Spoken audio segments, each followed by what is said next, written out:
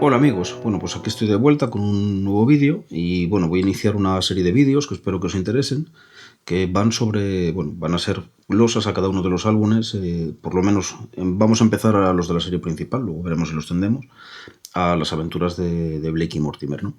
Entonces bueno, esto son unos vídeos que me ha animado un poco a hacerlos Antón García Fernández, al que mando un saludo desde aquí. Y bueno, la idea es que sobre Tintín sí que hay bastante material en YouTube, en castellano, y más que estamos haciendo, ¿no? Y bueno, sobre Blake y Mortimer hay cosas, ciertamente, pero no hay tanto. Entonces, bueno, pues la idea es un poco eh, proveer de más material, ¿no? Entonces, bueno, mi idea es, pues bueno, siempre desde mi punto de vista, ya sabéis que yo ni soy ni pretendo ser experto en nada, pero bueno, yo lo que hago, pues es un poco estas glosas que hago yo los álbumes que ya he hecho en Twitter, pues la idea es, bueno, volver a hacerlas, en este caso en formato vídeo, y tal vez aportando más cosas, porque el formato se presta a ello, y tal vez también porque yo hago una nueva relectura, ¿no? Entonces, bueno, yo voy a tratar de seguir la cronología interna de la serie, al menos tal y como la entiendo yo, y bueno, vamos a ir álbum por álbum, ¿no? Entonces, por eso empiezo pues, con el que sería el primero dentro de esta cronología interna, que sería La vara de Plutarco, ¿no? Es un álbum que, bueno, es un álbum que tiene guión de Absente, que tiene dibujos de André Julliard, asistido por Etienne Redder en el entintado de los fondos, y el coloreado es de Madeleine de Mille, ¿no? Entonces, bueno, este álbum es el primero dentro de lo que es lo que os decía, la cronología interna. Entonces, bueno, Senté hace un guión que es un guión que está muy elaborado, la verdad, y bueno, él suele enfocarse en dos direcciones un poco, y es un poco lo que hace aquí también, ¿no? Él por una parte trata de profundizar en la vida de los personajes. Él parte de unos apuntes biográficos que hace Jacobs de Blake, Mortimer y Ulrich en una ópera de papier. Y entonces él a partir de ahí, pues bueno, inventa más, profundiza más y bueno, y trata de contarnos más de su vida, ¿no? Y entonces es un poco una de las cosas que hace aquí. Y él, aparte, suele tratar temas relacionados un poco con la historia, con la historia universal, pero en particular con la historia británica, si acaso se centra un poco más en ella, dado que los personajes son de ese país, ¿no? Entonces, bueno, aquí en este caso él lo que hace es un poco unir lo que es la historia real que ocurrió con la historia ficticia de la cual parten las aventuras de Blake y Mortimer en el canon de Jacobs. Y por otra parte, también trata de partir de lo que es la vida de los personajes que él va desarrollando, unirla también al canon de Jacobs, ¿no? Entonces, bueno, una parte de lo que es la historia real que tenemos aquí serían un tipo de operaciones que hubo que se llamaban las operaciones Bodyguard, que eran operaciones que hicieron los países aliados para tratar de crear maniobras de distracción de cara a facilitar el desembarco de Normandía. Entonces, bueno, hay una operación ficticia que aparece en este álbum, pero que sí que se enmarcaría en ese grupo de operaciones, que es lo que llaman aquí la Operación Narval, que consiste en una serie de balizas que se sueltan en el mar, que ha inventado Mortimer, en las cuales, pues bueno, estas balizas lo que hacen es mandarse señales de radio entre sí y crean la sensación ficticia de que hay muchos submarinos, ¿no? Entonces, claro, la idea es que los alemanes piensen que el Mediterráneo está lleno de submarinos y que por tanto está ahí el grueso de las potencias aliadas, mientras estas desembarcan de verdad en el norte, en Normandía, ¿no? Entonces esto es un poco la base, digamos, que tiene que ver más con la historia real, ¿no? Después también esto está mezclado con la historia ficticia de Jacobs, que ya sabéis que Blake y Mortimer es una ucronía en la cual hay una tercera guerra mundial que se sucede justo después de la segunda. Y entonces, bueno, lo que se plantea es que hay una serie de personajes que están estableciendo una red de espionaje. Aparece por ahí, como no, el coronel Ulrich y otros personajes de los que vamos a hablar después, que lo que tratan es de retrasar el final de la Segunda Guerra Mundial, precisamente para que el imperio este amarillo que dirige Bassam Dandu pues tenga más tiempo de armarse, de prepararse y de que les encuentre también más debilitados porque se han estado zurrando entre ellos, ¿no? Las potencias occidentales. Entonces, bueno, un poco lo que hace, como os decía Sente, es unir las dos cosas, ¿no? Muy bien, entonces bueno, también nos hablan aquí al respecto de lo que es la historia real del Bletchley Park, que bueno, que como sabéis es una instalación militar donde se realizaron trabajos de descifrado de códigos y también se creaban falsos códigos para para despistar a los alemanes, ¿no? Entonces, bueno, Bletchley Park está recreado en este álbum con un gran detalle y bueno, lo que es la documentación y lo que es la recreación de espacios es magnífica, o sea, es una cosa increíble, está muy, muy, muy bien documentado este cómic. Entonces, bueno, hay varias curiosidades al respecto. De hecho, aparecen bastantes personas reales, por ejemplo, aparece Edward Travis, que lo tenéis aquí, y fijaros luego en el que, bueno, este Edward Travis fue la persona que en la vida real fue director de Bletchley Park, ¿no?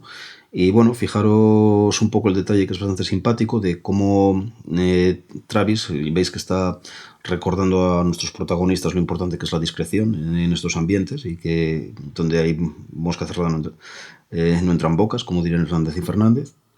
Y entonces, pues bueno, como veis, esto hay un cartel de fondo que se insiste sobre ello, ¿no? Lo veis en la segunda viñeta y como veis es un cartel que realmente es un cartel de época de la vida real, ¿no? O sea, detalles como estos hay muchísimos, ¿no? Entonces, bueno, en este lugar, como he sabido también, sabéis que trabajó Alan Turing, ¿no? Que bueno, su historia es una historia bueno, muy, muy célebre, o sea, se han hecho películas y todo, y bueno, todo el mundo conoce un poco que fue una persona muy importante en lo que fue el descifrado de códigos, ¿no? Entonces, bueno, hay un guiño en esta viñeta en la que yo pienso que el que aparece es él, no os lo podría asegurar del todo, pero bueno, se sabe que en aquella época él, bueno, solía jugar a una especie de Monopoly un tanto artesanal que había hecho el hijo de Max Newman y solían jugar los dos juntos, ¿no? Y estos dos personajes que aparecen aquí pues tienen un cierto parecido físico tanto con Max Newman como con Alan Turing y es posiblemente que esto sea un guiño, ¿no? A estos personajes, ¿no?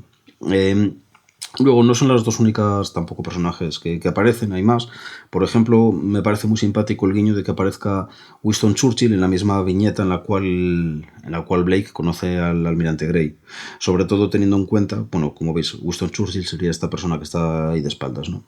Claro, como si os fijáis, el almirante Grey se parece bastante a Winston Churchill, ¿verdad? Bueno, pues esto es porque Jacobs, para crear al almirante Grey, se basó en el propio Churchill, ¿no? Después, incluso más adelante, aparece también el sucesor de Churchill como primer ministro británico, que fue Clement Attlee, pues bueno, aparece en el tramo final del álbum, ¿no? Bueno, entonces, bueno, ¿cómo se insertan nuestros personajes aquí? Pues bueno, Mortimer trabaja en parte en Bletchley Park, pero también trabaja en la base Scafell, ¿no? Donde está preparando el Golden Rocket, que aparece ya desde el principio del álbum, en una secuencia muy brillante de la que hablaremos después, y que bueno, como veis, aquí está Scafell y está pues prácticamente clonada, muy fiel, muy fiel, muy fiel a lo que son los diseños de Jacobs, ¿no? Son prácticamente, pues, como veis, clavadas, ¿no? Entonces, bueno, Blake es curioso también que, bueno, que él va a parar aquí un poco en cierta medida por casualidad, ¿no? Porque en el contexto de esta primera batalla aérea que hay, accidentalmente cae los restos de un avión derribado y, bueno, y matan a un piloto de la RAF que se llama Stilwell, ¿no? Que era el piloto que originalmente estaba destinado pues bueno, a trabajar con Mortimer, ¿no? Entonces, en su lugar, pues bueno, el mayor Benson, que es un personaje que está un poco al mando de estas operaciones, va a introducir a Blake. Entonces, bueno, yo creo que aquí Absente quiere jugar un poco con la idea de que Blake y Mortimer terminan trabajando juntos casi por casualidad y bueno, entonces debido a esta muerte accidental, esto no son las aventuras de Stilwell y Mortimer que tal vez no hubiesen sido lo mismo, ¿no? Entonces, bueno, en Bletchley Park también nos vamos a encontrar a otro personaje que va a ser un personaje fundamental en la serie, que en este caso está de infiltrado, ¿no? Y está haciendo de agente doble, que no es otro que el coronel Ulrich, y entonces él lo que está trabajando aquí como agente de Basandandu, junto a los hermanos Clark, que son dos hermanos, los cuales, bueno, la historia de los hermanos Clark es que el comandante Benson les protege porque, bueno, él se siente culpable de la muerte del padre de ellos, ¿no? Pues tuvieron un enlace de guerra en el cual, pues, él estaba al mando de un batallón, dentro del cual estaba el padre de estos dos, y bueno, pues murió todo el batallón. No fue culpa de Benson, pero él no obstante se siente responsable. Entonces él un poco los adopta y les promociona, ¿no? Y entonces ellos le guardan cierto rencor y esto es lo que hace que traicionen a los británicos y se unan a Basandandú. Entonces, bueno, es una cosa curiosa que veis como aquí Sente no da puntada sin hilo, porque veis que la primera vez que se nos presenta Ulrich dentro de Bletchley Park, aunque ya le hemos visto antes, pilotando un coche, aunque solo vemos el brazo, pero bueno, la primera vez que se nos presenta dentro de Bletchley Park, veis que está jugando al ajedrez con este personaje. Que bueno, este personaje es el ingeniero Nathan Chase, que en esta historia no juega ningún papel, es irrelevante, pero bueno, después Sente lo va a recuperar en el Valle de los Inmortales, y en el Valle de los Inmortales sí va a tener más papel. Entonces, bueno, como veis, aquí Sente no da puntadas ni hilo y va introduciendo personajes que va a reutilizar después, ¿no? Entonces, bueno, a Ulrich nos lo presentan como experto lingüista en lenguas eslavas, es un poco la razón por la que está ahí, y aparte como un experto jugador de ajedrez, ¿no? Entonces, bueno, Ulrich siempre da esta imagen, ¿no?, como de gentleman un tanto sofisticado a la vez, por lo menos aparentemente, pero ya sabéis que, bueno, que por dentro es un personaje bastante monstruoso, ¿no? Bueno, entonces el tema es que, claro, a partir de aquí, bueno, pues podríamos pensar que, bueno, lo que son los británicos y las potencias occidentales en general estarían, claro, el ataque de Basandandú debería pillarles por sorpresa, ¿no? Pues esto no es así porque casualmente unos alpinistas británicos han ido a hacer una excursión por el Himalaya y allí han descubierto, por casualidad, la base donde están todos los misiles de Basandandú, ¿no? Entonces, bueno, los soldados de Basandandú les atacan, pero uno logra huir y cae en una grieta, pero no obstante se logra rescatar la cámara fotográfica donde él ha fotografiado, pues bueno, lo que son los misiles, ¿no? Entonces, bueno, es como los británicos llegan a verlos y como veis, bueno, aquí está Gray comunicándoselo al capitán Blake, ¿no? Entonces, bueno, estas viñetas tibetanas tienen una cosa curiosa y alguna de ellas que a mí creo que tienen cierta inspiración en Tintín en el Tíbet, especialmente la de la grieta, a mí me recuerda bastante. Bueno, entonces, siguiendo un poquito más adelante, pues bueno, Ulrich en Bletchley Park tiene una actitud bastante arrogante y cae mal a todo el mundo. No obstante, es el lugar donde él conoce, pues, por primera vez a Blake y Mortimer, ¿no? Y entonces, bueno, aquí sí que tendríamos una pequeña inconsistencia con lo que es el canon de Jacobs, porque, como veis, bueno, pues ahí veis a Ulrich saludando a Blake, ¿no? Y en lo que es el secreto del espadón, en el tercer tomo, pues bueno, como veis en estas viñetas, parece que Blake no ha visto nunca a Ulrich, ¿no? Entonces, bueno, esto tal vez sea un pequeño error de Sente, o tal vez incluso para su historia le interesaba obviar esto y tiró para adelante, ¿no? Eso no sabemos, habría que preguntárselo a él, pero bueno, es algo que no deja de ser curioso, ¿no? Bueno, yendo un poco a la narrativa del álbum, os voy a señalar algunos aspectos que me parecen destacados. Por ejemplo, las dos escenas aéreas que hay al principio, que son claros homenajes, a mi entender, a lo que es el espadón de Jacobs, ¿no? Como sabéis, el secreto del espadón se inicia con una gran batalla aérea, y bueno, y aquí también se inicia con una gran batalla aérea, ¿no? En este caso es como un modelo reducido del Golden Rocket, porque el que aparece en el espadón es más grande, que se enfrenta, pues, a un avión nazi, que es un avión que es el Horten HO-229. Y por difícil que resulte de creer, de primeras, pues este avión no es un avión ficticio. De hecho, este avión llegó a existir en la vida real, lo que pasa es que es un prototipo que no llegó a tiempo para entrar en combate en la Segunda Guerra Mundial. Y que es una cosa que aquí se toma la licencia de que sí, claro, para que esté la batalla, ¿no? Entonces, bueno, ahí tenéis el avión, lo podéis ver, y podéis ver cómo es exactamente igual que el que aparece en el álbum, ¿no? Es un avión que a mí me recuerda bastante a la Roja de Ulrich, tiene una forma bastante parecida, como podéis ver. Y yo creo que es un poco la idea que han tenido Sente y Juliar a la hora de meterlo aquí, ¿no? Luego, durante todo lo que... también os tenía que decir que, bueno, al final la otra escena que también recuerda esto, sobre todo porque es una escena nocturna, porque, bueno, pasan porque por la iluminación de los focos, por tal, que es la escena de las balizas, cuando Mortimer va soltando las balizas por el Mediterráneo, pues a mí también me recuerda bastante pues lo que os decía, a esta batalla del inicio del espadón. Creo que las dos escenas son un homenaje a ello, ¿no? Vale, disculpadme porque, bueno, trato de seguir un orden, pero para que no se me pase nada, porque hay bastantes cosas que decir. Vale, entonces, bueno. Bueno, continuando un poco, durante todo el álbum, pues bueno, se dan muchos detalles que se dan de manera inadvertida, que anticipan lo que va a ocurrir. Entonces, esto evidencia que Sente y Juilliard piensan sus álbumes para que estos sean releídos, porque hay muchas cosas que cuando las veis por segunda vez, a la hora de releer el álbum, te dices, anda, mira. Entonces, mirad, por ejemplo, yo qué sé, pues mirad, tenemos aquí pues el tema de la fotografía esta que veis aquí en esta viñeta. Pues aquí tenéis, como veis, aquí está Clark tomándose un té con Blake, ¿no? Y de entrada, pues Clark, pues no parece un personaje que vaya a ser de los malos, ¿no? Pero bueno, fijaros que aquí ya nos dejan caer dos cosas. Mirad esta fotografía aquí a la derecha, que vemos muy de refirón, pero vemos que aparece el padre de Clark con los dos hermanos, ¿no? Entonces, bueno, todavía aquí no conocemos al hermano gemelo de Clark, este va a salir más adelante, pero aquí ya nos lo está anticipando, ¿no? Y es una cosa que vemos cuando releemos el álbum. Y luego fijaros que aquí sobre la mesa está la vara de Plutarco, que es la que, bueno, lo que da el nombre al álbum. Pero claro, la primera vez que aparece, pues bueno, parece simplemente un puntero o una regla, o sea, no parece que vaya a ser un objeto que tenga una trascendencia capital dentro del álbum, ¿no? Entonces, bueno, la vara de Plutarco es un código, digamos, de espionaje, pero de la antigüedad. O sea, básicamente es una vara hexagonal alrededor de la cual se enrolla una correa, y entonces en esa correa pues se escriben letras el mensaje que se desea transmitir, ¿no? Y cuando desenrollas la correa de la vara, pues claro, no se entiende nada. Entonces es un poco la manera que utilizan los dos hermanos para intercambiar mensajes entre sí. Hay más alusiones a esto, luego más adelante también aparece el cuadrado de Polibio, por ejemplo.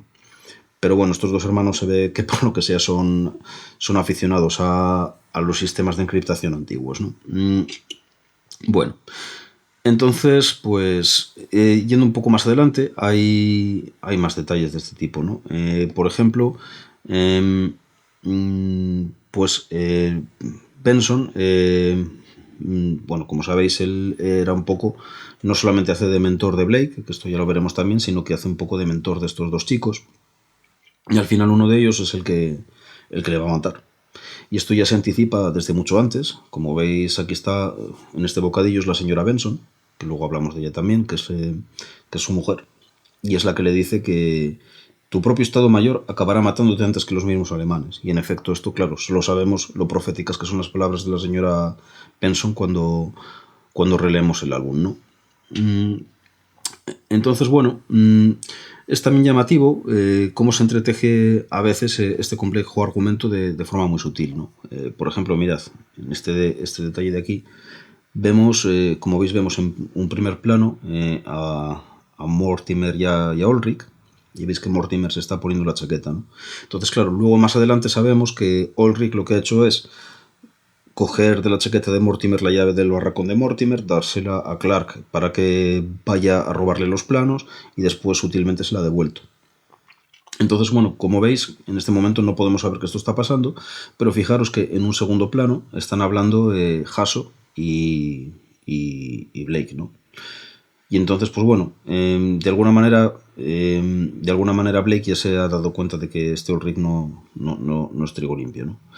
Entonces, bueno, ellos sí que están hablando y de esta conversación lo que va a salir como cosa más relevante es que Hasso va a hacer de agente doble, en este caso en favor del Imperio Británico. Él se va a infiltrar en lo que es el Imperio Amarillo, ¿no? Esto va a ser un hecho bastante desencadenante en lo que va a ser la continuación, en el secreto del espadón, porque es un poco el que les va a dar el aviso del ataque y es el que hace que ellos puedan huir a tiempo de la base de Skaufeld, ¿no? Entonces, como veis, se teje aquí, pero se teje ya de una manera muy sutil, como un segundo plano, ¿no? Muy bien. Yendo a más cosas, pues bueno, mirad que, bueno, habíamos hablado de Benson, como veis, bueno, antes de esto es verdad, mirad que, bueno, aquí tendríamos otro ejemplo de lo anterior, ¿no? Veis como en un segundo plano Benson se aleja y veis cómo se queda Clark con Ulrich al lado y parece simplemente que, bueno, Clark ahí ha dicho que se va a pedir un té, o sea, simplemente es eso, ¿no? Sin embargo, es el momento en el que Ulrich le pasa la llave a Clark, ¿no? Entonces, como veis, son detalles muy sutiles, muy sutiles, muy sutiles. Está todo el álbum un poco trufado de ellos. Yendo a otro más adelante, una vez que ya ha muerto Benson, es la señora Benson, ahí la tenéis que está hablando que está hablando con Blake, ¿no? Entonces, bueno, la señora Benson ha visto bueno, que su marido tenía mucho aprecio por Blake, aquí su marido ya ha fallecido, como os digo. Entonces, bueno, ella le va a ofrecer en fin, que le alquile, ella le propone, pues mira, te alquilo una planta de mi casa y te puedes venir a vivir aquí, ¿no? Y de hecho, a lo largo de toda la serie es donde van a vivir Blake y Mortimer, ¿no? Entonces, claro, fijaros que en un primer momento Mortimer está también como fuera de plano, porque Mortimer de hecho se va a ir a vivir allí después, ¿no? O sea, todavía en la época de la Marca Amarilla va de visita, pero aún no vive allí. Es más adelante cuando él ya entra en esto, ¿no? Entonces, bueno, pues con esto está vistos un poco, pues bueno, lo que son los principales puntos de vista. Bueno, mirad, para finalizar, cuando toda la trama ya por fin se resuelve, mirad que, bueno, pasan dos cosas, ¿no? Por una parte, Ulrich, que es un miserable y un traidor con los propios traidores, asesina a Clark, pero él, ¿por qué lo asesina? Porque Clark ya ha puesto una baliza en la base de Scofield, que es la que va a indicar a los militares de Basantam dónde está esta base, ¿no? Entonces, claro, ha preparado la traición y esto le permite a Ulrich preparar el ataque hacia Scofield. Por lo tanto, ya todo encauza la llegada de lo que va a ser la trama del secreto del espadón. Y bueno, con todo ya preparado para la aventura jacobsiana, pues finaliza este álbum. Es un álbum que a mi juicio está muy logrado, es bastante vibrante, tiene una trama muy interesante, tiene una ambientación muy conseguida y creo que es quizás de los mejores que tienen el dúo Sente y Juliar en lo que es la serie, ¿no? Y bueno, pues hasta aquí llega el vídeo de hoy. Os invito a dar like si os ha gustado, a suscribiros al canal si os interesa este contenido y queréis que haga más vídeos de Blake y Mortimer. Y nada más, me despido con esto ya, pues hasta la próxima.